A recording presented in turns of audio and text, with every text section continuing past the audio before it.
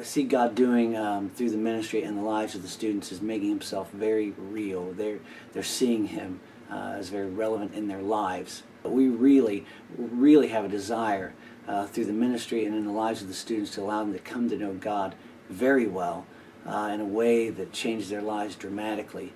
And over the years to come, our prayer is that he would send students that would help with this role, not just me talking or me encouraging, but students who intentionally come to Shawnee State to have an incredible impact in other students' lives, because that's where it is.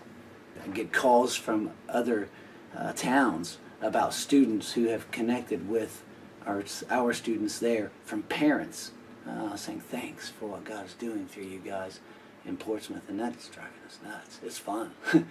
So it's pretty exciting to watch.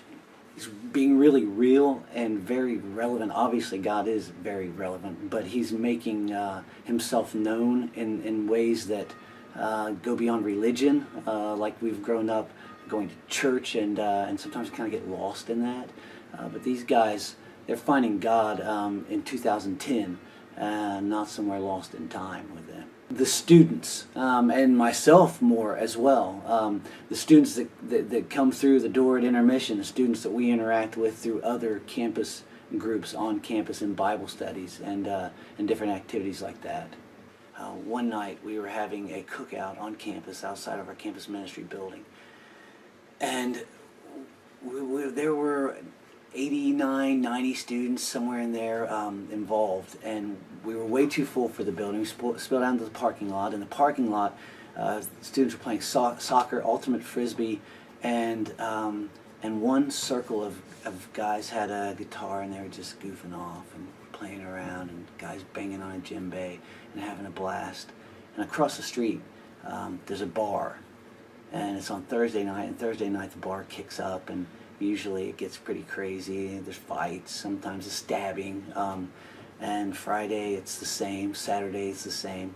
So this particular Thursday night, as this campus ministry party, as God's just blessing our lives, I look over and all the guys from the bar are spilling out in the street, and they're standing on the curb, and they're watching. And they're in awe, and they're pointing to students who are really good at soccer, and they're laughing in the air instead of being filled with arguments and fighting and the kind of language that goes along with it. I was just filled with praise and people hugging here and there. And I look over again at the bar, and the guys are still standing there on the street corner just watching. And while they're watching, and I know what they're watching, maybe the first time in their life, they saw life. And they knew it was life, and they couldn't take their eyes off of it. I watched men not go back in the bar from 9:30 at night till 1 in the morning. They stood there and watched. And we would go, the frisbee would go over and slide across the street, and guy go over and say, "Want to join us?" He'd go, "No," but he knows we're there. Except, yeah, well, God is good. He's really good, and he's blowing my mind all the time. The reason I think all of these amazing things happen is because I believe when God moves in me and changes me, when I'm allowing him into me, I'm different. And in honor of him, I serve people. In honor of him, I love people. In honor of him, I reach out to people. In honor of him, I might pick up my mess when I've left a mess. That's the call, I think, is that in everything we do, we leave this place better. We leave people's lives better. We leave a restaurant better than when we came, because those guys say there's something different about those guys.